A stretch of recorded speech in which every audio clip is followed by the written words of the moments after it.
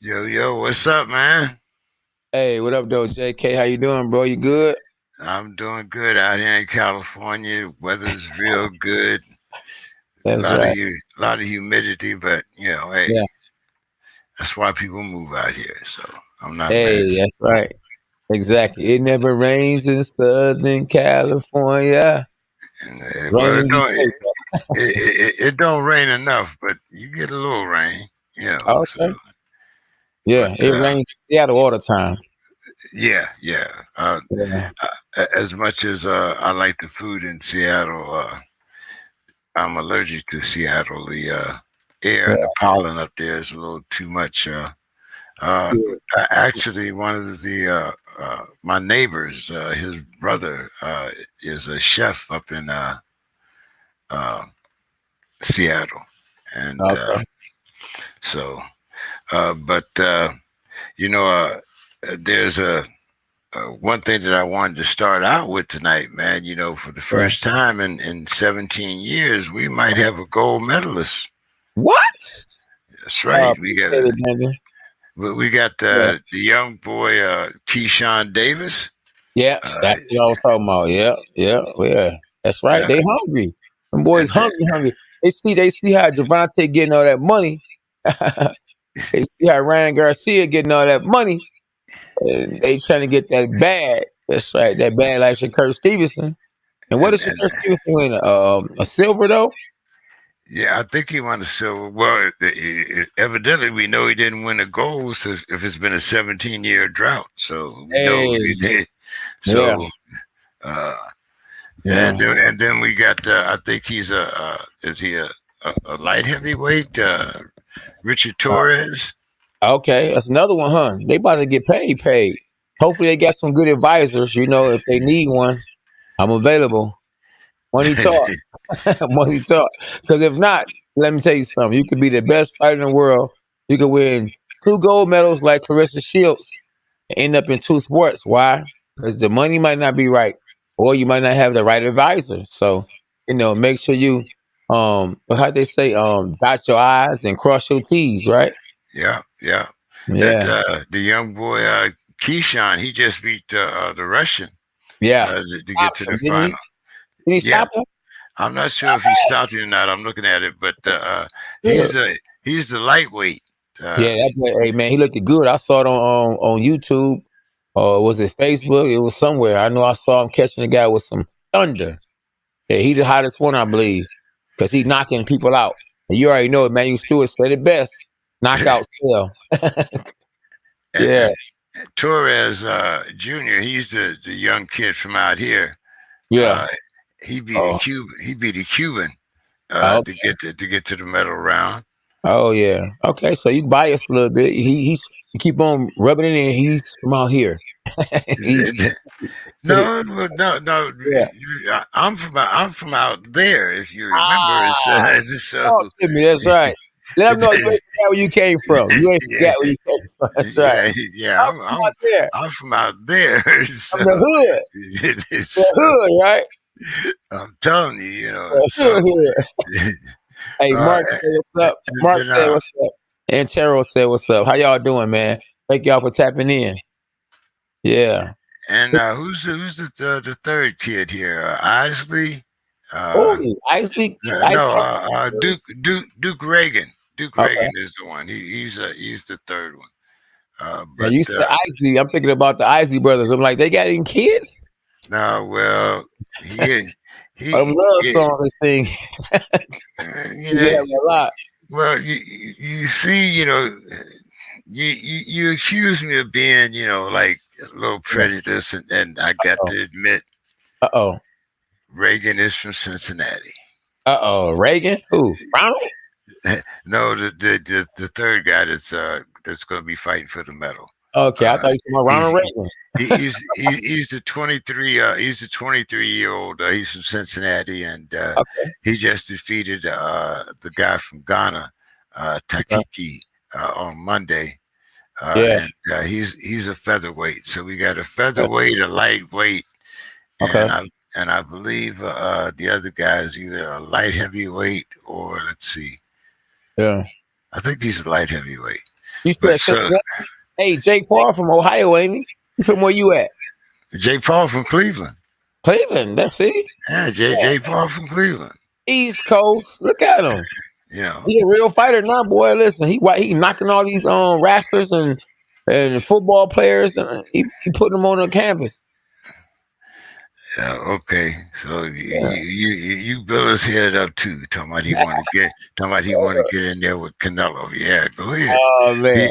He want that Canelo payday. But Yeah. yeah, but now okay, it's kind of good that Yeah. you just kind of walked into that because Yeah. Walked into that. Canelo does not have Yeah. a partner for September as of Uh, now. okay. Uh, you know, uh, my man said that he's not satisfied with Mhm. the money, the way the money is split and all that. So right Yeah. now, Canelo's not. He's got a date with no Yeah. opponent. Mm. Now it's very interesting. Okay. As I keep saying, you Yeah. know, Scully's guy called him out.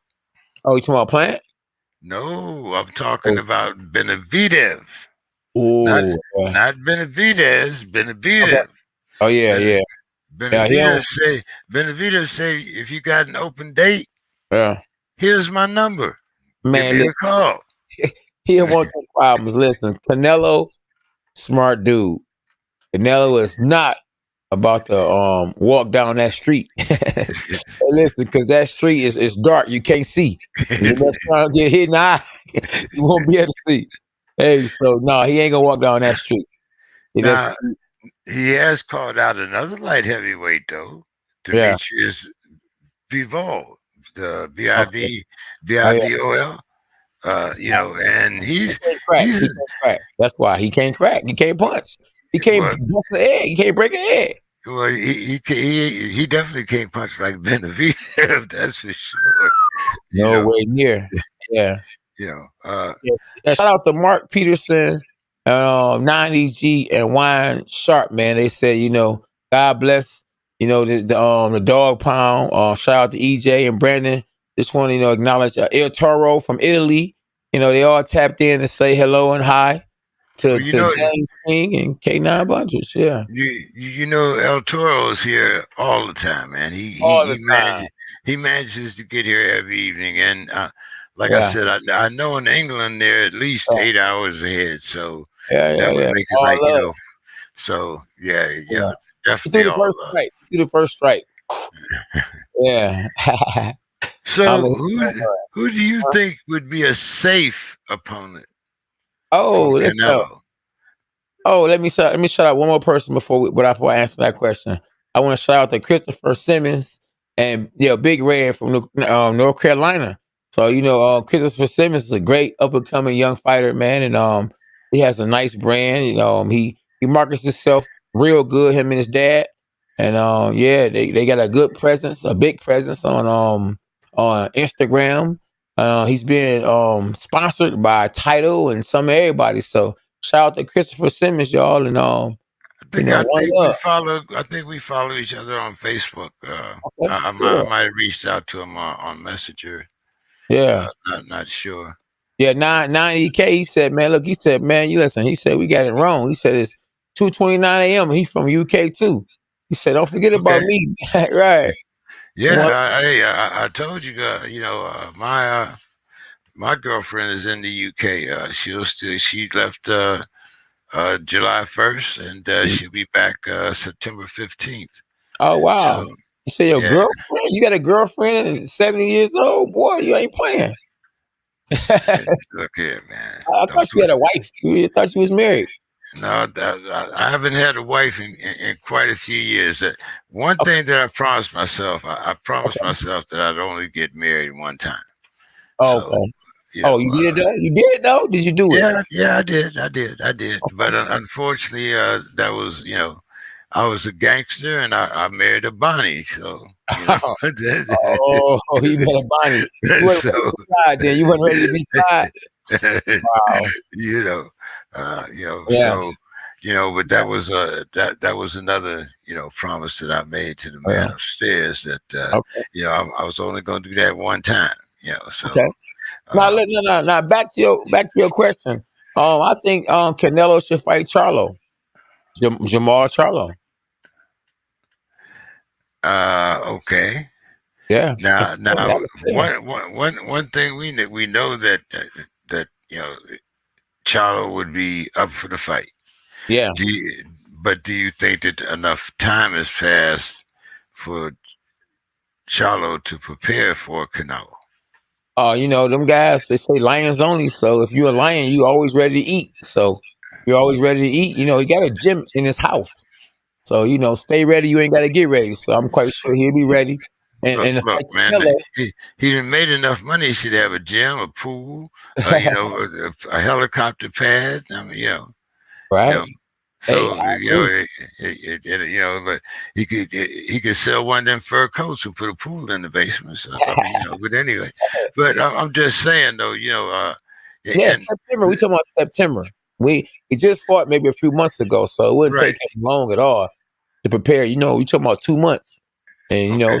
that's plenty of time to fight Canelo. And you beat Canelo. Listen, man, you'll be a king out here. You gotta beat the man to beat the man. If you beat the man to beat the man, you become a man. Canelo, had to fight Mayweather. He didn't beat Mayweather, but just fighting Mayweather and he didn't get knocked out, it boosted his career. Oscar De La Hoya had to beat Chavez, and he became a man. He had to beat the man to beat the man. And Floyd beat Oscar De La Hoya, so he had to beat the man to beat the man. So if Errol Spence can beat Manny Pacquiao, he will beat the man to beat a man. So we about to find out. And right Didn't now, didn't didn't Tony Harris beat the man? well, I don't know if Jamel was the man. They twins. Okay. And he's good, but we say the man. The man is Manny Pacquiao. The man is Tyson Fury. The man is at the time Deontay Wilder. Anthony Joshua. Andy Reese Jr. beat the man. When he beat Anthony Joshua, you saw his brand shot up. He was the first heavyweight Mexican world champion, the first ever. Man, listen, he was the man. He was on Jimmy Kimmel. He was live. Hey, so see, when Tony Harrison beat Jamel, if he was the man and he beat Jamel and he became the man, if he was the man, then Tony would have been on, Jimmy Kimmel Live or Arsenio Hall show. You know what I'm saying? So hey, Damn, Arsenio still got a show. I'm just using the Arsenio, example. I'm just using the Arsenio ain't had a show since you had hair. I'm just saying, like black on black crime don't sell, but as soon as a black guy hit a white guy or a white guy hit a black guy, hey, it's gonna be a but, lot of people marching. So, but here's the thing. yeah, Okay, let's get it, champ. Charlo Yeah, is not going to rehydrate up to Canelo's size. Canelo's always going to be the bigger man in that fight. I disagree with you. Okay. Truly disagree. Okay. Don't forget, Charlo, fought at 154, but he's 6'1", 6'2". Canelo started his career at 147. I didn't ask you what he started his career at. Man, He's a light heavyweight champ at 170. What? at 170, he might be the light heavyweight because you remember he went down. If he's a No, no, no, lightweight, no, no, no. When he beat what's his name? The dude that fought Andre Ward twice. What's his name? The Russian guy. Oh, Canelo beat him for the title. okay. He fought Andre Ward twice. I know everybody knows who I'm talking about. You talking about Kovalev? Kovalev, right? Yeah. So Canelo has went as high as Kovalev's weight. Yeah. And you So don't think Charlo can do the same thing, but he don't got the same but opportunities. and he doesn't have the same frame or I don't think he would have the same speed at that particular weight. Who won't? Charlo, if he went up to 170. Ask anybody that's on this live if Canelo is bigger than physically. I mean, just naturally bigger than Charlo. Canelo just, I'm looking at him down here when he trains down here in San Diego now. yeah. But I'm just saying, like, this man is only 5'7". No matter what they say he is, he's a little guy. And but he's a little tank though. he can pick and fight whoever he want to fight. You see, he ain't trying to get in there with a real light heavyweight. He's not trying. And he waited until Kovalev had taken, not only a beating physically, but he had taken one mentally twice. Right. So so I will say, no, at the time that he fought Kovalev was right for the pickings. Right, but, and he made Kovalev starve himself. Remember, they fought at a catch weight. Right. So he couldn't rehydrate the next day, and none of that. But he also, fought him. I mean, somehow he managed to push that catch weight into a fourth title, right? Yeah, that's smart. Yeah. Canelo. So as a businessman, but like I said, it's evident he can't give Demetrius Andrade the fight after the way he talked about him at the press conference. So he definitely can't give him the fight. So you're thinking about Charlo now. So, okay, so I don't think he'll fight Lopez. Let me ask you this. Who brand is bigger between Charlo and Demetrius Andrade? Charlo. Okay. All right. So it would make more sense for him to fight Charlo versus Demetrius Andrade. It would make sense for him to fight either one of them. It doesn't make sense. I mean, but is it gonna make dollars? That's the point. See, with Plant, he had a chance to get another belt. With Bevo. Yeah. And with Bevo, he would also have a chance to get a minor belt, but I mean, he would still. No, that's not a minor belt. That's a world championship belt. That Bevo? Man, yeah. Bevo, go look him up. He got a real world title. Okay. Yeah, right. That man got a real world title, and Charlo got a world title. Charlo looking bad. His last fight helped him, and before then, I didn't hear Canelo talking about fighting him. Period. But as soon as he looked it bad, Canelo said he's thinking about fighting Charlo next. And I said it before he talked about fighting Charlo. I said that probably was the best fight for him at this point in time to not look good. Because not looking good, and we might say, oh man, he look why he and this and that. But guess what? Now Canelo don't mind fighting him. Well, if not looking good is the standard, then he should definitely fight Demetrius, because Demetrius looks horrible his last fight, even worse than Charlo. Yeah. See, Demetrius is your homeboy, so you pushing Demetrius. No, I understand that. Demetrius is not my homeboy. I do like Demetrius. You had him on the show a couple of times. We had him on the show, but you had him on the show. No man's in them. No man's in he's on one of my Facebook pages too. There you go. So that's what I'm saying. So, but I also on that same page have the Queen of Boxing on there too. That was SD Queen Clarissa Shields.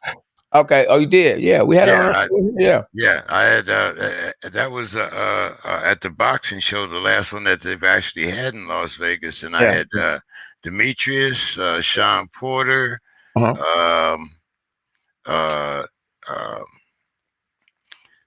Henry, not Henry.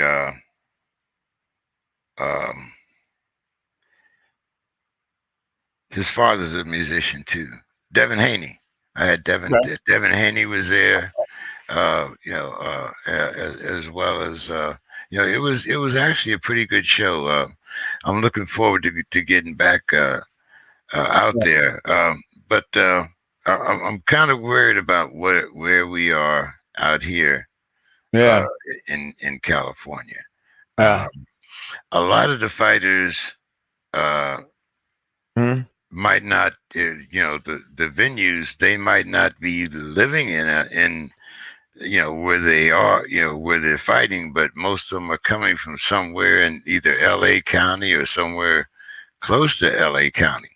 Yeah. And I'm wondering, what effect this new uh, virus and these new numbers are going to Yeah. have on us back, out here in California. Right down here in San Diego, we're good. We don't have to. There's no mask mandate indoors, outdoors. A Mhm. lot of you can go to stores, whatever. But we don't have the same rate that Right. they have it up in LA. Yeah. And so it's going to be interesting to see what happens out here in California, especially when you got so many uh, young men and promoters eager to throw shows out here, man, because yet nobody's had a show out here in a year and a half. Right. So people are ready for shows out here in California, man. Yeah. Let's do it. So Yeah. we'll see. Okay. Yeah, we'll see. But yeah, like I say, I disagree with you. Um, who Canelo should fight versus yeah, I remember Demetrius Andres is a southpaw, a tricky southpaw. And he hasn't been fighting regularly, and his momentum isn't the same as Charlo. Charlo, remember, the other Charlo, which is Jamel, lost once. Jamal hasn't lost any fights. So to go out there and take Charlo's belt, a guy who hasn't lost any fights, who's pushed this brand, that'll be a great performance, and that'll get Canelo even a bigger buzz than he already has. Because Canelo, really, to be honest with you, he's fighting guys that he's supposed to beat. He's picking and choosing. So to go out there and fight and beat Charlo, even a Bivol, and even a Caleb Plant would really help him as far as who he fought and who he's beaten. He fought the Crusher. Kovalev wasn't the same. Kovalev was good off. He was off that bottle. I mean, the other guys, we don't even know who they were. They, what I mean? He fought them because they had a country behind them. So, he's real smart when it comes to making business decisions for himself. He learned a lot in the fight against Floyd Mayweather, and he learned a lot from Oscar De La Hoya. But yeah, I see somebody's talking about the Riddick Bowe fight, and Riddick Bowe's supposed to be fighting against Lamar Odom, and man, Not no, hold not, if you got to talk about Riddick Bowe, bro, there's another name on that card that you got to talk about. okay, talk to me. Who you talking about? Paulie Malignaggi. Are you fighting on that card too? Paulie's supposed to be fighting. Let's see. Is it wait a minute? One is Lamar Odom is fighting Riddick Bowe, and Yeah. Paulie is fighting. Hold on, like where's the schedule at? Oh man, Okay. okay. Because Oh, because I'm like Paulie really is going to come back out. Paulie couldn't knock out. He couldn't crack an egg when he was boxing for real. So it was kind of okay. where's that? Let's see. What date is that? Riddick Bowe Okay. fight. I'm looking for this thing now. Let's see. Errol Spence, Manny Okay. Pacquiao, Cleveland, Ohio, Jake Paul Yeah. versus Tyrone Woodley. Okay. Okay. See now that'll bring that's something that'll bring good money. Let's see. Then Oh, we have September the 11th. We got Oscars back in the ring again. You forgot about that one, didn't you? which Thriller one? fight. Oh, Oscar against yeah. Victor Belfort. Yeah, I know about that fight. Yeah. Oscar gonna destroy that man. Oscar ain't no chump, man. Oscar, you gotta remember he's a former world champ. Yeah. Oscar But smart too. Oscar not fighting nobody that he can't beat. I wouldn't mind seeing Floyd Mayweather and Oscar De La Hoya fighting again. for what? I mean, for entertainment. Same reason why. Same reason why. Whether I Okay, want to see here it or it not, is. I'm gonna see Uh, Tyron Woodley fight Jake Paul. let's see. Tommy Fury, Yeah, Tyson Fury half brother. yeah, He books with. He's on the bout on the undercard of the Jake Paul Tyrone Woodley fight in Cleveland, yeah, and then oh man, I keep trying. I'm trying to find this fight, but anyway, man, like yeah, Paulie's back in the ring against somebody too. So yeah. uh, Show me that. You gotta show me what you can't find it. let me hear. I'll tell you what I'll do. I'll just make sure for you to see. Yeah, Paulie, let's do Paulie. I think you capping. No, I think you capping. You know what capping mean? I just found out about a month, 2 months ago. Capping mean you lying. I think you lying. see, capping usually meant back in my day meant that you was getting your ass shot up. But Oh, in my day, capping was somebody was talking about you, roasting you, blazing you. it was see blazing, but to a different. Okay, Paul and Osh. Let's see. Yeah, yeah.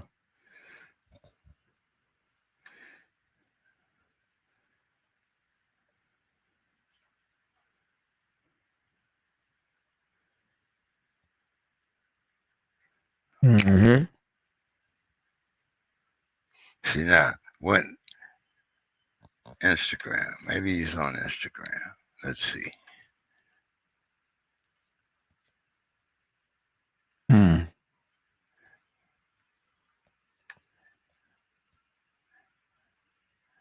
I mean, he got a lot of pictures of himself. He like himself. That's for sure. Right. I'm, Mm. I'm I'm gonna have to get back to that. I'm thinking of some. I'm Oh. thinking of so many other things right now because Uh-huh. tonight is a very special night Yeah. in some ways because we're going to commemorate the day that you won your first title. Yeah. Uh, it'll Yeah. it'll be 11 years. What is it? Friday or Saturday? Which Saturday. Saturday? Saturday. Anniversary. Yes. When I won the world title. Now I know proceeds from your gate are going to help the kids up there in Flint, Michigan. Yeah. Uh, so let's start out with some of the basics here. First of all, where is the fight? Yeah. How many how many people are on the fight? And how did you get this idea of having a fight on your 11th anniversary? Well, it actually started last year, and it was the anniversary, and I decided to go ahead and show me winning the world title to the kids, because they need to see that just because they come from the hood don't mean they can't become a success or a world champion and do great things. So I had it at this recreation center called Adam Bustles. So we just, I took my belts up there so they can see, the belt, real world championship belts. And we saw, we didn't sing happy birthday, but they brought me a cake, brought me a cake to to Adam Bustles, and we just had pizza, and we watched when I beat Corey Spinks and became a world champion. Now at that time we hadn't had a world champion in 25 years. Let me rewind that. We hadn't had a world champion in 25 years. So that was really big for the city of Detroit. And Emmanuel Stewart was involved. And we went to St. Louis and we destroyed Corey Spinks and brought the belt back to Detroit. So we will be celebrating the 11th annual anniversary of when I won the world title. It'll be at Title Boxing. It'll be live streamed on my YouTube channel, and at 10:30 a.m. Eastern time. And it'll be a blessed and great day. It'll be live sparring. Of course, we'll be watching when I beat Corey Spinks. again. And yeah, I'm just I'm happy, man. Kind of it make me get I'm kind of emotional. I feel like what I'm saying it's touching to know that I did something special, and my kids is the ones that's young. When they get older, they can be proud to say, "My dad was a world champion." Like, yeah, your dad won world titles, not state titles, world titles. So I'm just, I just want to inspire people and let them know that with God, all things are possible, and just to never give up. I didn't graduate.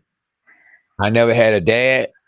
You know, um, my mom, was going through a whole lot in her life, but I wasn't, properly, I believe, raised the way I could have been raised.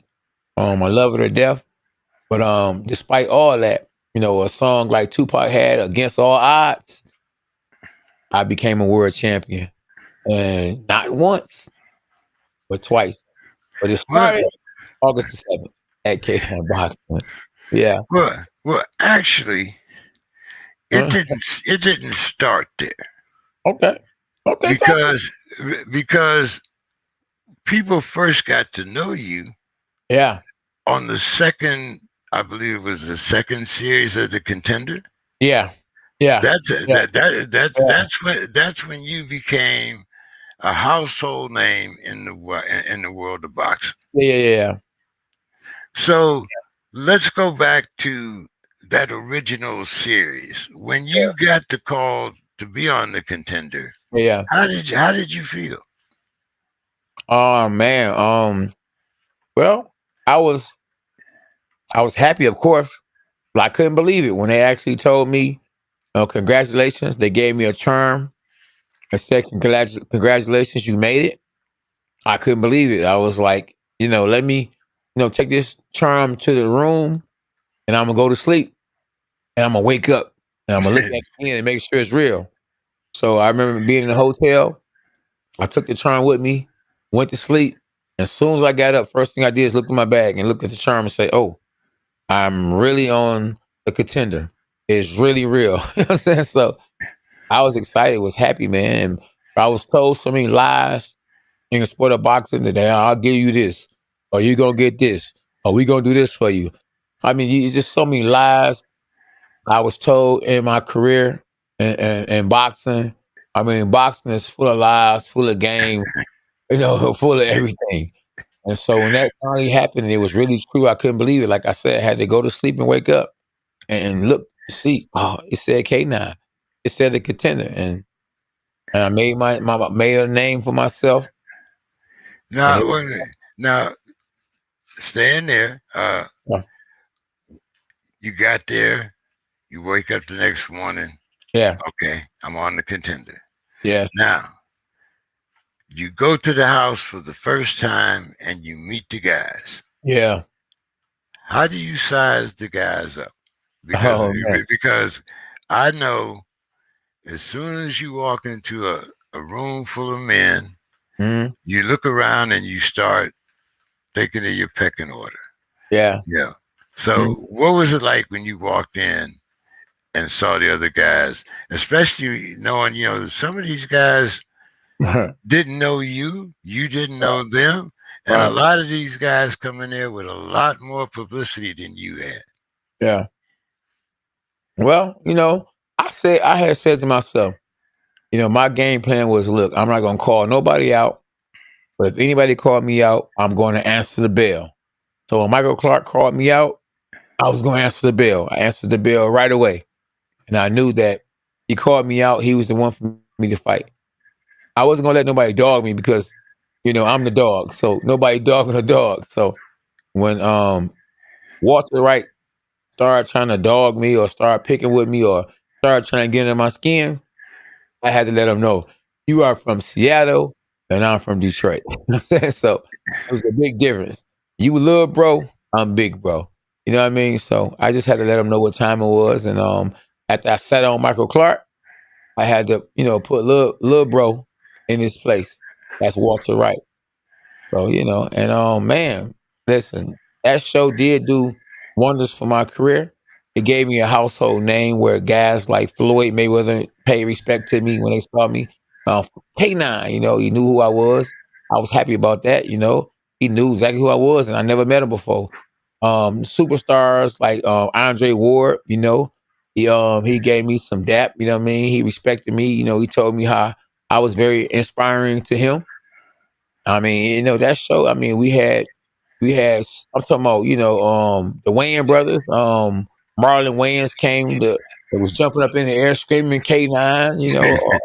Johnny Gill, my. K9's a dog. So right, yeah. So you know, it was a blessing. You know what I mean? People were knocking on our doors, man, like we were like rock stars. It was a blessing to go fight in a whole other country, in United Kingdom. And when we came through the tunnel, they was like, K9. They knew who I was in a whole other country. I was like, oh, can't nobody tell me nothing. You can hate on me all you want to. I have done it. You know what I mean? I'm a celebrity. You know what I mean? And even though I don't walk around with my chest out like a celebrity, I'm on that level. I'm on that tip. Worldwide famous. They know me, and I was a broke celebrity at the time. But then I became a world champion 2 times. I became a person that had some money in my pocket. I was able to buy my. Yeah, No, we got to start with the broke side first. Now, you always want to get to the millionaire. yeah, Okay, yeah, then yeah, let's let's talk about the road to the goal. Okay, yeah. Oh yeah. okay, okay. Okay. So Yeah. now you get to the semifinals. Yeah. Yeah. Okay, so now Yeah. what happened in the semifinals? Oh, you talking about what happened in the finale when I won a Yes, bronze medal? yes. Oh man, well it was tragic news. My sister got murdered. So that right there, lit a fire up under me, and I saw that the guy who I was gonna fight, Bravo, was actually hating on me, even though we were on the same team. So I said to myself, I am gonna crush him for that and for my sister. So on ESPN they said, it's been news, that they caught the guy who killed my sister. They said, K9 has, a warm heart. He's, saying he's dealing with some, serious, things that happened in his life. And they talked about how my sister had got murdered. And I dedicated that fight to her, man. And that was like one of my greatest performances. I mean, I destroyed Bravo. Bravo was never the same after that. He fought against Berto after I beat him, and Berto barely did anything to him, and he was out of there because of what I had did to him. I mean, I put something on him seriously bad. I haven't heard I hadn't heard from Bravo ever since. But yeah, man, I shook everything. I shook the world up that fight that night. I shook the world up so bad, man. I remember when Floyd saw me, he was like, "Man, K9, I seen the power." He said, "Man, what you did to Bravo, Berto had your leftovers." He just was telling me because he watched the fight. He watched the fight. Everybody watched the fights. Reminds me of a Tupac song. All eyes on me. All eyes is on me. And they was like, "What was this K9? What was this Cornelius?" On the show, but they don't understand on the show, we didn't get a chance to really prepare for fights. We just had to, eat what we was eating. We wasn't able to train with our trainers. We were training with trainers that they had us pick to train with. When I was able to go home and do my real workouts, the workouts that I do when I'm at home, I wasn't able to do when I was there because we had to, we had to perform in front of the cameras. Whatever we had to do. I mean, we had to do interviews. We had to go here to do this, go get this suit. I wasn't able to properly train on the contender. But once I got home and I was able to really do what I normally do to get ready for a fight, and that happened to my sister, and then I saw how Bravo was hating on me. Oh man, I was out to prove a point, and I did it on the highest level. So you come home now, Yeah. and I believe Emmanuel is with Lennox Lewis. Am I correct? Clisco. And Klitschko? Okay. Yeah. And so Sugar Hill is Yeah. your trainer now. Yeah. Yeah. Yeah. So let's talk a little bit about you and your relationship with Sugar Hill. Yeah. Sugar Hill, I mean, we all know, Sugar Hill's story. He Yeah. eventually replaced Emmanuel, Yeah. training Klitschko. Yeah. But also at that time, I believe Sugar Hill was training himself as a fighter. So how were you guys able to work that out? Where both of you could get the maximum from each other. Yeah. No. Sugar Hill, he was done with training as a fighter. Was he Um, okay? yeah, Sugar Hill was actually my trainer. I learned a lot from Sugar Hill. Sugar Hill is actually a good trainer.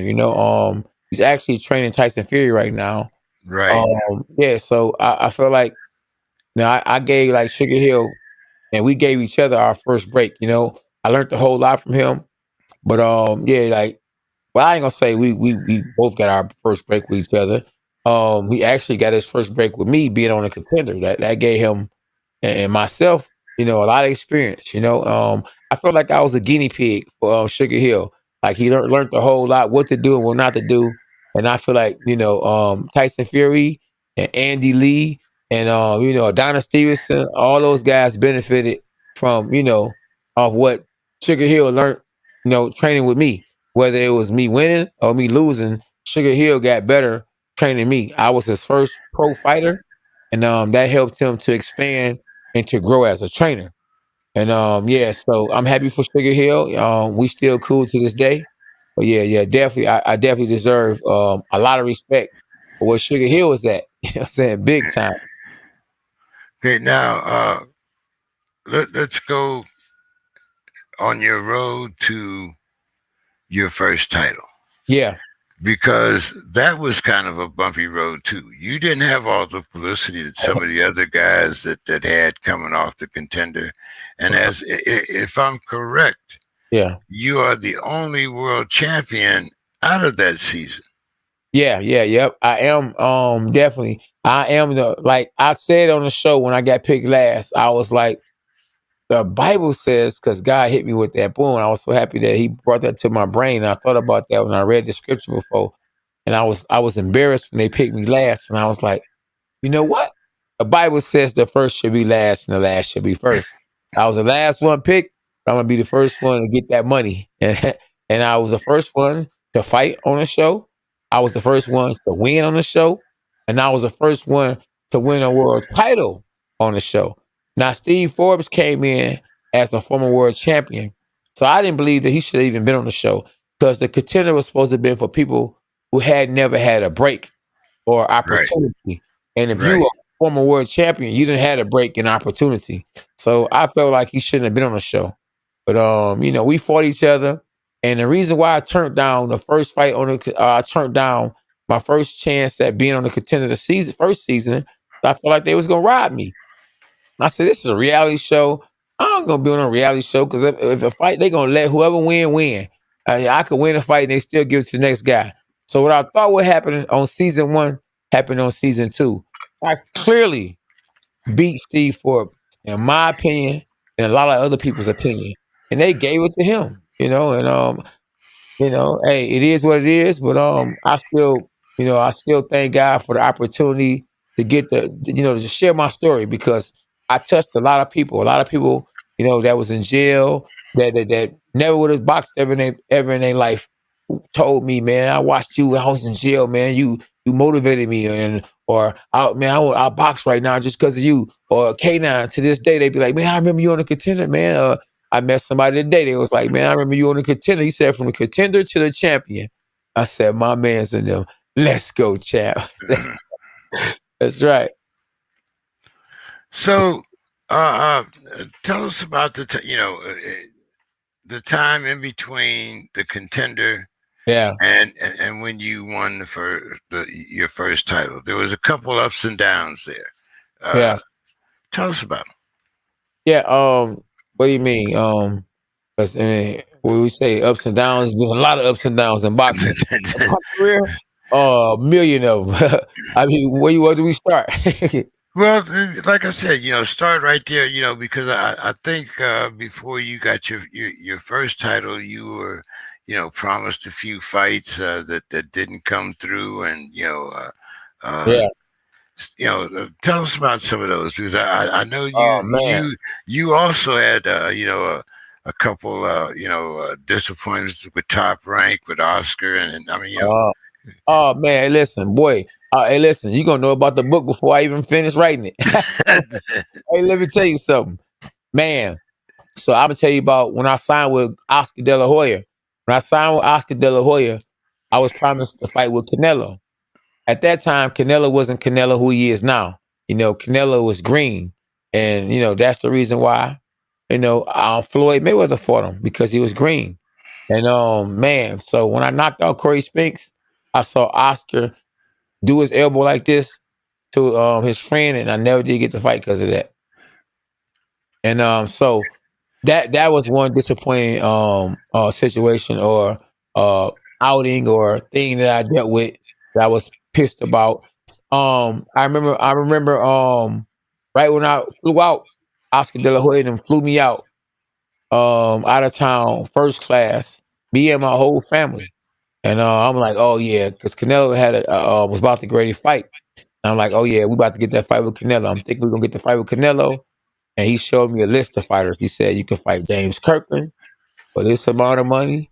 You can fight E.J. Smith for the same amount of money, and you can fight against uh, I can't think of the other young man, but he called himself a dog. Him and James Kirkland fought before, and James Kirkland beat him. But man, I went ahead and took the fight with E.J. Smith because it was a fight at home. I feel like he was like the weaker of all the other guys, and it was going to be at home. It was for the same amount of money. But when I did the homework and thought about exactly what happened, I said, you know what? They gave him that they offered him, and they offered him in my own city because at the time Oscar was promoting Floyd, even though Floyd was his own promoter. Floyd was just using his own promotion to be able to get all the money, versus letting a promoter get all the money. So even though he had his own promotion company, he wasn't really promoting fights.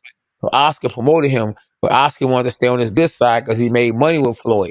So what Oscar did, which I think was dirty, which I know was dirty, is he gave the whole card to Floyd Mayweather. So even though he was promoting me, he gave the whole card to Oscar. So it was like I was just like I don't know. I was like I don't want to say lamb because Jesus Christ was the lamb and he died for us and he rose and thank God we able to go to heaven because of that.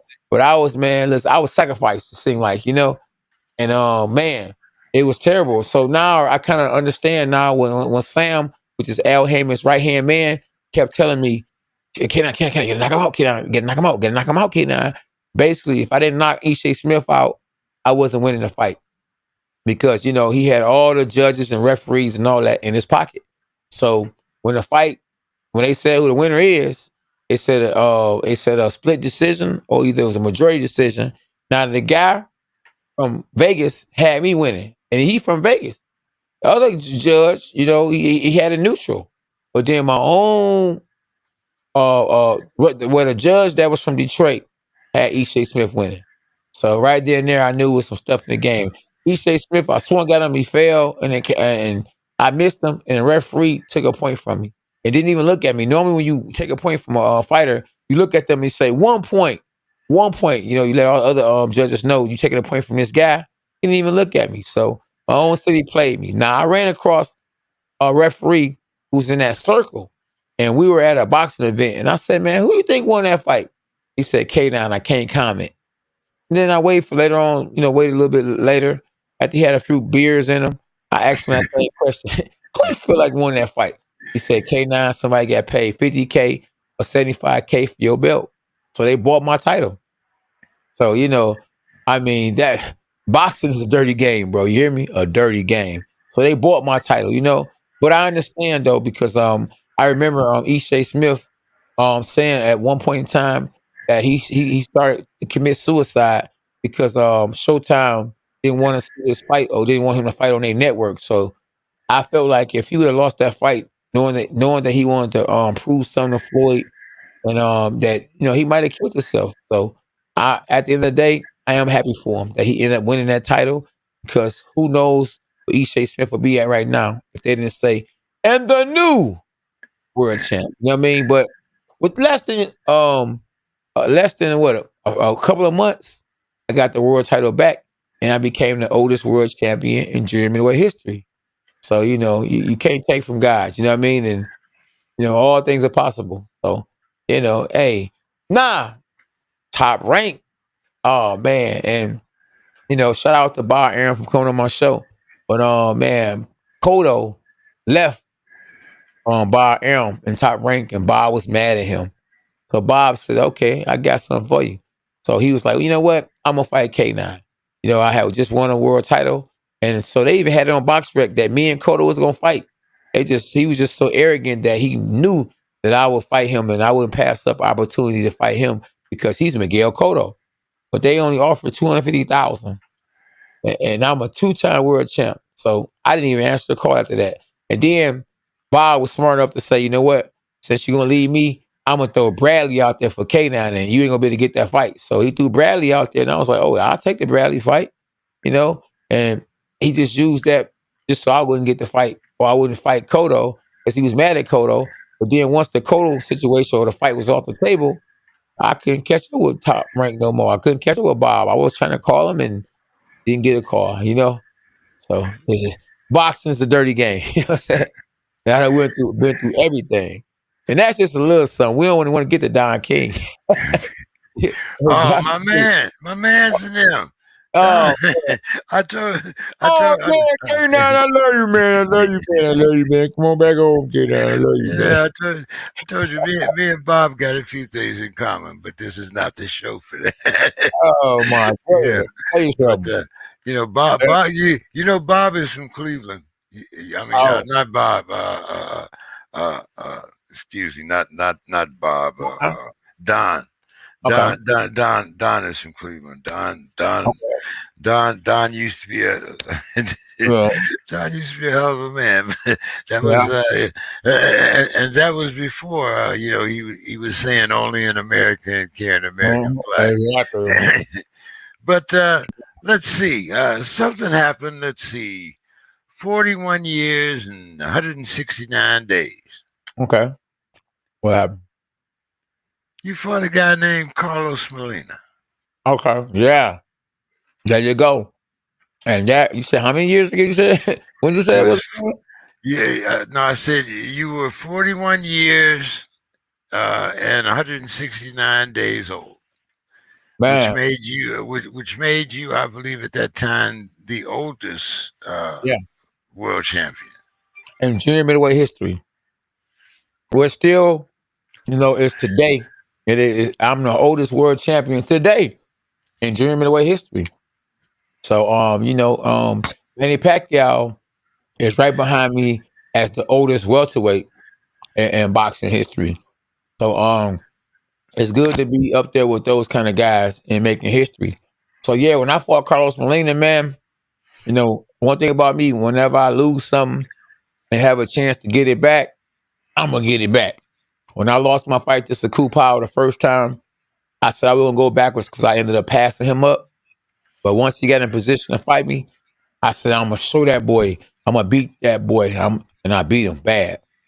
So when I had a chance, after I lost my title, or after Mayweather and them bought my title, I had the opportunity when I beat Joey Hernandez for the title eliminator, which they only paid me, if I can remember, $5,000. And that's unheard of that a purse bid would be won for only $5,000. And Oscar and them were actually mad at me. So they only bid it $5,000 because he was mad because I wouldn't re-sign with him. And he was mad at Joey Hernandez because he wouldn't sign with him. So the purse bid was only $5,000. So people were laughing at me. Remember the movie Carrie? They're all gonna laugh at you. They're all gonna laugh at you. So they was laughing. But I saw the big picture. If I win this fight, my next fight is gonna be for $100,000. And I'm gonna be a world champ. So at the end of the day, I beat Joey Hernandez and I was laughing at them. And I became a world champ after I beat Carlos Molina. Now, the fight with Carlos Molina, some old dirty stuff was in the game. Do you know that when I fought him, man, they had it in Mexico, and they had the AC off or no fan zone. And Mexico in the summertime is super hot. Man, it was so hot in that arena. I felt like they knew Carlos Molina had a style. It was a pressure style. They knew I was older, so they felt that the pressure from him, along with the heat being off, I mean, the AC being off and the fan being off and it being real hot in the arena, that I would fold up and I would be too tired and he would be able to beat me because of the heat wave. But guess what? God saw what was going on with them, so He made me not turn down fighting training in the heat because man, we had it real hot in the gym. And normally I would say something because I would like to turn the heat on after, I train to get, and I go some rounds and when it's almost done, I turn the heat on. But I trained in the heat the whole training camp, blazing, not knowing that they was gonna have it hot in the arena. Man, it had to be, listen, it had to be 100 something degrees in the arena. I mean, if you go look at that fight, you will see people, man, they got fans, they fanning themselves. You will see the referee was drenched in sweat. They set me up. They try their best to set me up, man. But like I say, with God, all things are possible, and He see what I can't see. So He blessed me to train that heat in Detroit with even though we was in the gym, it was summertime, we still had the heat blazing. And if we wouldn't have did that, man, we would have Carlos Molina would have beat me because it was super hot in there. I never had went through anything like that in my life in my boxing career where I fought a guy where it was that hot. I mean, it was like I was in a desert in the ring. It was hot, Jay. You hear me? It was so hot that after the fight, I had a heat stroke. I threw up in a dressing room and everything, man. I had to get in the shower because I was overheating. I felt like I'm about to die, man, But I won a world title, though, and became the oldest junior middleweight history. Now, right then and there, when I got offered to fight with Charlo for big money, I should have took the fight. But with me having 9 months before the mandatory, I was shopping around. That's when top ranked Bar Arum was throwing Bradley at me. That's when Miguel Cotto was trying to fight me. That's when I was trying to I was going to actually fight Demetrius Andres for a unification fight. It was a lot going on, and I ain't gonna say I regret, but I should have fought Charlo at that time because that's when I had just fought, and man, I was sharp. Oh my goodness! And I would have beat him because I was too much for him. I had more experience than him, and his size advantage or whatever he had, being younger than me, it wouldn't have mattered because I would have been super sharp. But you live and you learn, and you just got to pass the knowledge on to your next fighters that you train or your son who actually boxes now. So let's, I mean, we've talked about that, before about your son being in Right. boxing and that. Now, Yeah. is your son going to be a part of this card? Yeah, of course. He's gonna be a part. He's gonna be a part of it. Absolutely. And now, he actually, let's see, 11 years ago. So what? He was about 8 or 9 years old when you won your first title. If you're doing the math right, yes. Let me And see. yeah, Because you won your first title, you was 37. yeah, absolutely. Come on, somebody. Age ain't nothing but a number. That's right. So growing up, because let me see, let me make sure I had this right. Noah. Yeah, there we go. Okay. Who is your youngest son now?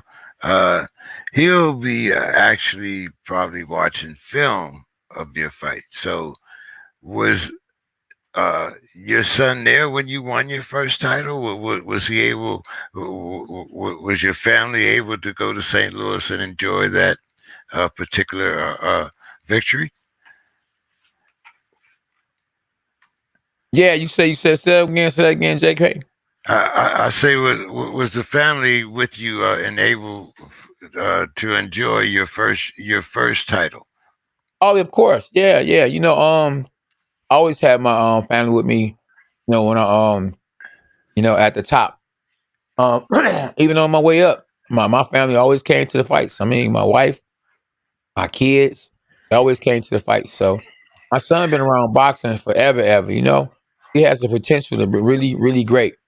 If you go see, excuse me, if you go see when I beat Bravo at the Staples Center, and they was giving me an interview, Teddy Ellis and the other young man. My son was looking at the screen and he was jumping up like he looking at the screen, looking at himself. He was jumping up, swinging. It was crazy. It was so funny, man.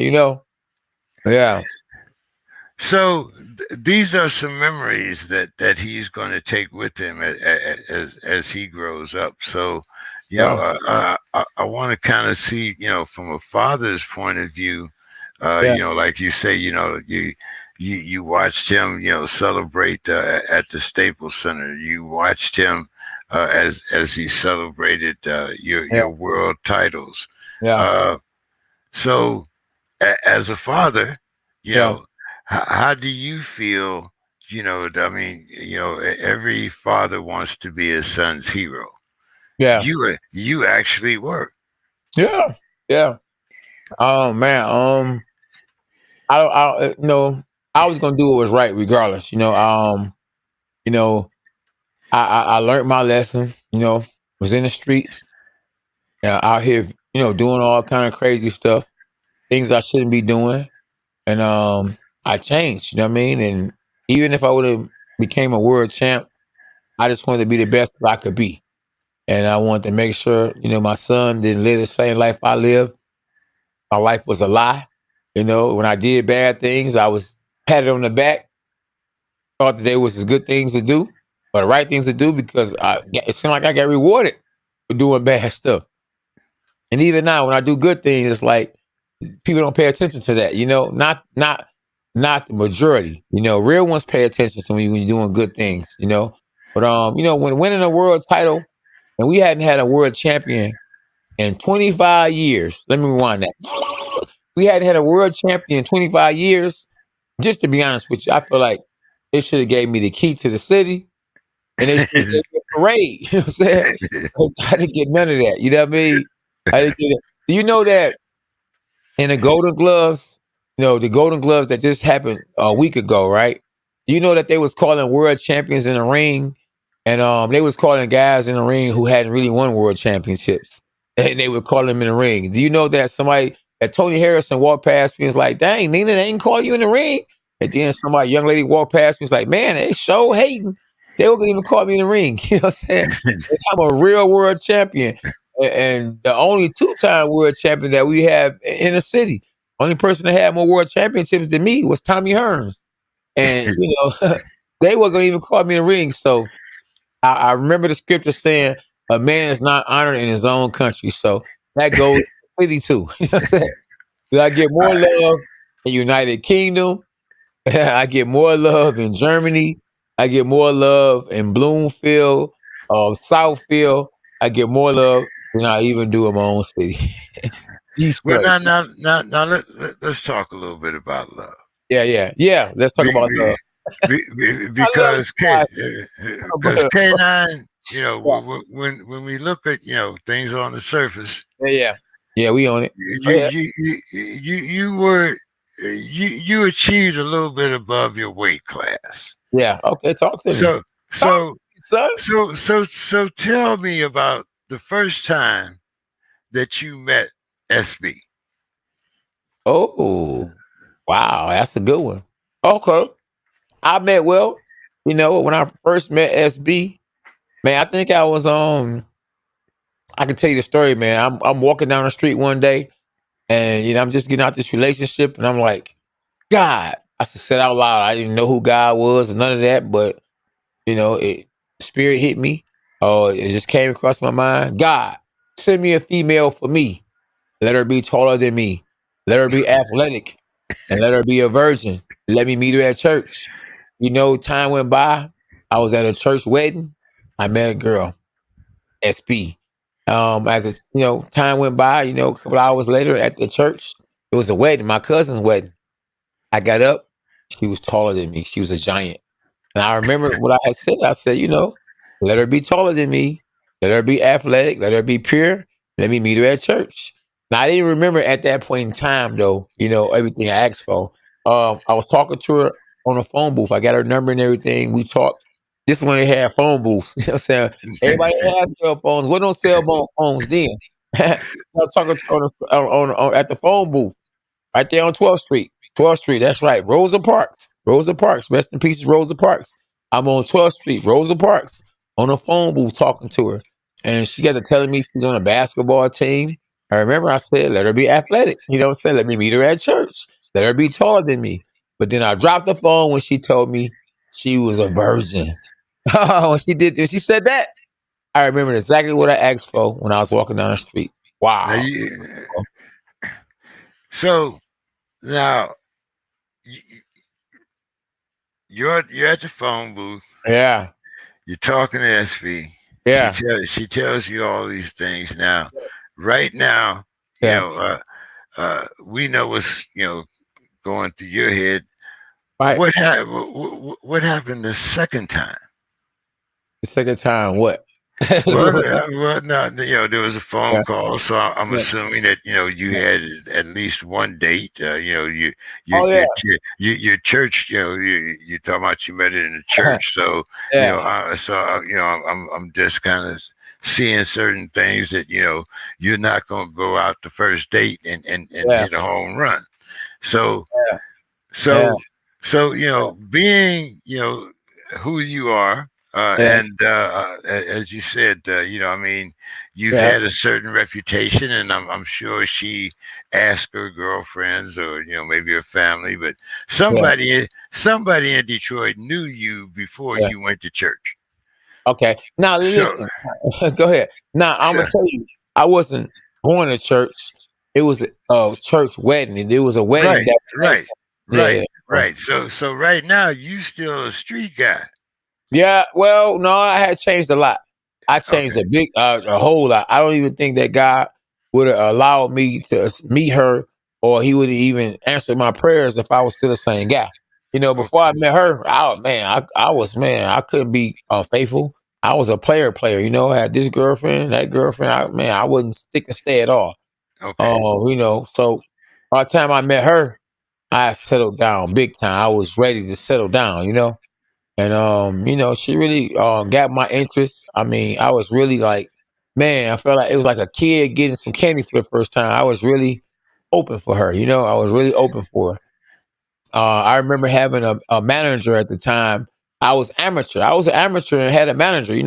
It's unheard of to have a manager and you still amateur. But I was that good enough to have a manager even as an amateur. So my manager was giving me $100 a week to train. And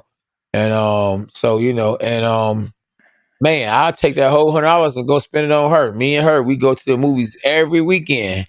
And with money I had left, I'll take her to eat. So I was definitely trying my best to make her happy. I give her my last, you know what I mean? And I really looked out for her, took care of her from then all the way to now. You know what I'm saying?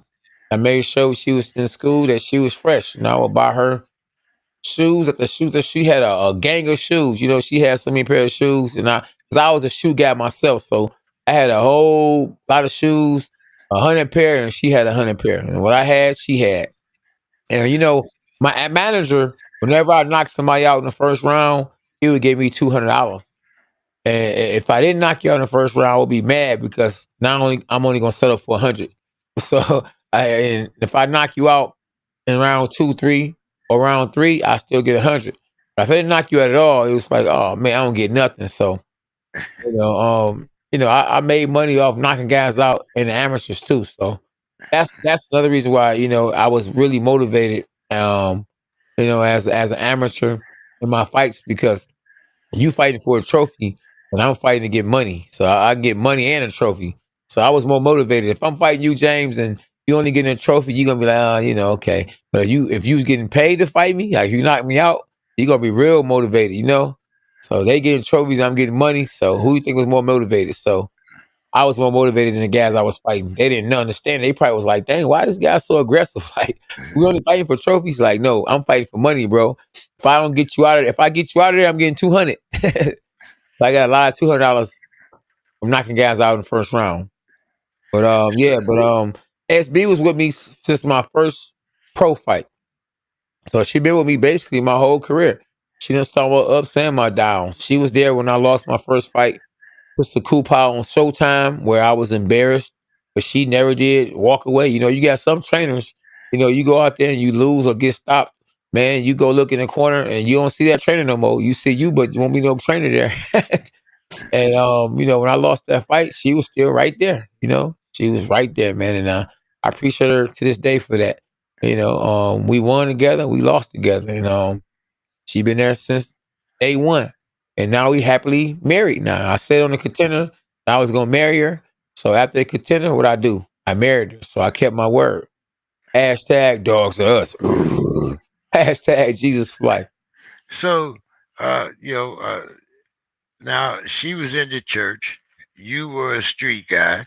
So, what would you say was the biggest sacrifice that she made in order to be your wife? Now, I ain't gonna say that well, she wasn't in church. Remember, we was at a church wedding. Okay. Now, so the biggest sacrifice I think she made be with me was she cut off her cousin. Her and her cousin used to hang out every weekend. But the weekends wasn't for her cousin no more. The weekends was mine. See what I said? So she sacrificed, her cousin to be with me. She sacrificed being with her cousin to be with me. Well, Um, okay. I'm trying to get a connection here okay. because both of you are so deep into religion and so forth. Okay. So, was this a journey that you began together, Yeah. or was this a journey that she took you on? Well, no, it was actually something I actually took her on. I knew my Oh, okay. yeah, I knew my past relationship. I didn't have God. In this relationship, I had God. I knew more about God than I did in the other relationships. I knew that if I took her to God, I was gonna be okay. I knew if I put God first. She put God first. Everything was gonna be okay. So I knew about God. I didn't know about Jesus though. So I introduced her to God, the Father, and she got closer, to God. She got closer to the Son. She introduced me to Jesus, and she took it to the next level, and I'm happy that she did because that made me stronger. I knew about the Son. I never knew about the Son. I always knew about God, but I didn't know He had a Son. You know what I'm saying? And thank God for her for that. So here you are now.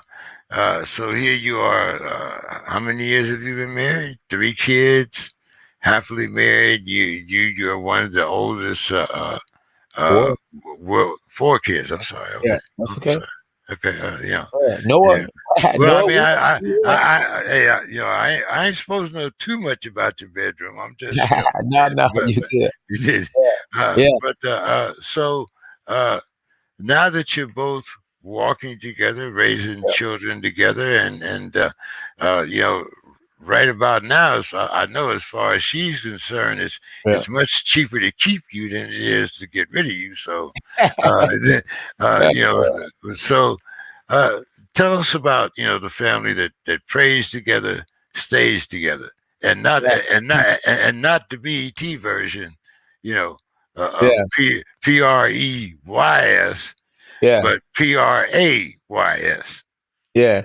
Hey, it's very important to have God, man, because that keeps us together. And if she falls off, I'm there to help her, get on her feet. If I fall off, she there to help me get on my feet. So we able to, to help each other out. When one of us might feel it, the other person help the other person. So it's good for both of us, real good that we both have God, because hey, it's very important to have God, man. Everybody should have God. Everybody should get saved. I mean, a family that trains together remains together, and a family that prays together stays together. And I think that with us having God, man, Bible says that He will never leave you or forsake you, and that's true because I done had some serious dark days, ups and big time downs. I mean, winning my world title was super great, but losing my world title was bad. It was some dark days. Having times where my light's about to get cut off, so I had to fight. You know what I'm saying? Or take a boxing match that I wasn't even really prepared for. I had to lose 37 pounds in 3 weeks to take a fight because I had to pay a bill. And I just been through a whole lot. But through it all, God was always there, never left me, never forsake me. And Shawana been there, SB been there. And hey, you know, we done sparred before, you know what I'm saying? You know what I'm saying? I always roll with the punches, you know what I'm saying? She She a shot little taller. She got the reach on you, know. She. exactly. And one other thing too is that you might not know, but SB could have been the greatest basketball player of all time, female wise. You talking about can shoot? She can shoot the lights out the basketball.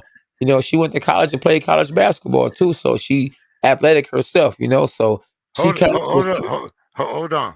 Right now, grab a pencil and yeah. tell her to go and grab Ben Simmons' number from the Philadelphia 76ers because that boy can't shoot a lick. Oh yeah, she can help him with that. Let me tell you, Yeah. he can Hey, shoot. He's a shooter, yeah, a well, real shooter. yeah, well, I'm talking about, yeah, he right there in Philadelphia, so he ain't got a long way to travel, But he's looking for a big contract, So hey, if she can shoot, she can yeah, teach him. She can teach him anything. And then again, there's a guy in Milwaukee named Giannis that can't shoot free throws. So there's a lot of work out there for him. I'm just saying. Hey, he can win world title. He won a world championship though. Hey, he knew how to Yeah, he win. did. Yeah, he did. Yeah, see, hey, Yeah, but yeah, but anything that's an improvement makes yeah, you worth more money. Yeah, yeah. yeah. Exactly. So, Yeah. hey, man, I just wanted to get the fans to get a little bit Oh yeah, more about they you, know it all. man. Now you're not gonna So, buy the book now. The book gonna be on well, the shelf. Oh no, man. you just got to know the release date. Yeah, You absolutely. just got to get the good release date. Yeah, Like when they name that first street after you in Detroit, or yeah. go down there to Kronk and had the book premiere right down there at the old Kronk. Well, no, the Yeah. old Kronk's burned down, though, ain't it? That's Yeah. We had to do it on the grass. right. The grass is Hey, bro. well, you can always do it on the corner of Emmanuel Stewart Boulevard, though. Yeah, Yeah, exactly. yeah. But Yeah, hey, man, great time, great yeah, getting into your personal life a little bit, getting into that championship mentality. So yeah. let's have one more look into the mind of K9. Let's see. What Yeah. about K9's corner? Let's do that. At K9's corner, let me tell you, at K9's corner, don't leave it to the judges. Because if you leave it to the judges, anything can happen. And my son, he fought in the Golden Gloves, and he left it to the judges. And as you know, I get no respect to a certain extent in Detroit. Of course, the hood love me, but when it comes to politics, it's a lot of hate, a whole lot of hate. Now, my name is Cornelius, and one of the referees, one of the judges is named Cornelius too. And it's only one Cornelius, and that's me. But it's another Cornelius. He's in the Bible, but that's not me. But this other Cornelius, who's in the Golden Gloves, I think he really didn't like me to a certain extent because, my son hurt the guy in round two. Maybe he lost the first round. I'll give the other guy the first round. But round two, Lil K9 got it. And round three, Lil K9 almost stopped him, gave him a standing A count. And they said, and the winner is this guy right here. So, listen, don't leave it in the judge's hands. Knockout sale. That's right, knockout sale. And even that K9 boxing, you gotta protect yourself at all times. Now, there's been a lot of robberies in the sport of boxing. Now, I'm not gonna say that my son's robbery is on the same level as when Floyd Mayweather didn't win a gold medal. Yeah, he was clearly robbed. He's supposed to have been a gold medalist, but had to settle for less. And a fight when Roy Jones was in the Olympics, he was clearly robbed. He should have been a gold medalist. And I'm just saying, man, knockout sale, and by no means necessary. Don't leave it in judge's hands because you leaving yourself up to get robbed, and I'm just telling you, you got to go out there and give it your all. And if you hurt somebody, finish him. You know what I'm saying? You ever play Mortal Kombat? Finish him. You gotta finish him. You know what I mean? And the sad part is though, if I beat your butt, whoop that trick, then guess what? I should get the victory. Ishay Smith. In the fight that I had with him, you know what I mean? It was an ugly fight. Listen, I don't think neither one of us should have got the victory. But at the end of the day, when you the champ of the world and you fight in your hometown, they supposed to say, and the winner is from Detroit, Michigan, and still the IBF Dreaming Away World Champ of all time. But instead, it was unarmed robbery. Just like Lil K9 got unarmed robbery, So, like the Bible said, a man is not honored in his own country. That stands for city too. So, whatever you doing in life, y'all do it to the best of your ability. And if you get a chance to go the extra mile, go the extra mile because you don't want to be robbed. You don't want to be disappointed because you didn't give it your all. Go as far as you can. Do not stop till you get there. When you get there, don't stop. When you get to the top, open up the ceiling and go further. At K9 Boxing. And JK, you can find me on Instagram, K9 Boxing. You can find me on Twitter at K9 Boxing. And of course, I'm here every Tuesday on the Dawg Pound. And this Saturday, that's right, this Saturday, I will be having an anniversary, 11th anniversary when I won the first world title. That's right, on this YouTube channel right here. And tomorrow at 9 p.m. Eastern time, we will have a little DJ. That's right, the Gold Glove champion. Him and his mama and dad will be, telling us how happy they are that their son won the Golden Gloves. So, just a lot of stuff going on, man. I'm just happy, man, just to be alive. And, I just got to remember, that knockout sale. And just got to put it in little K9's, head and brain. And when he went to the gym the other day, he was trying to kill a bag. I mean, that bag was saying, oh, he was killing the bag because he don't want to get robbed no more. So don't think just because you got a gun, that you can rob somebody. A person can get robbed with no gun at K9 Boxing. And JK. It is easier with the gun, though, K9. Yeah, it's a lot easier. But shoot, they didn't make it too easy because now a guy walk up on you with a mask, you be thinking that, oh, what up, bro? And he be like, give me everything. You don't even be nervous no more. You can go in the bank with a mask on. It's crazy. The world has changed big time. Sometimes I do it just for sport. It's just, I couldn't do that back in the 70s and 80s. I had to do a few other things. Yeah. But, Man, what?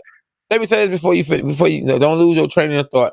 And John Paul had it right too. I think Castano was robbed too in that fight with Jamel Charlo. I think that Castano won the fight too. Man, Castano won the fight, but absolutely that was definitely. But if Castano wins, who's you talking about? Demetrius Andre can't put butts in seats. Who's other than Mama and Daddy Castano, who's he bringing to the fight? Listen, hold on. He got a country behind him. If I'm not mistaken, he's Mexican. But at the end of the day, but he fought who? Yeah, hey, but he is a. But he fought who? Country. But he fought. But country.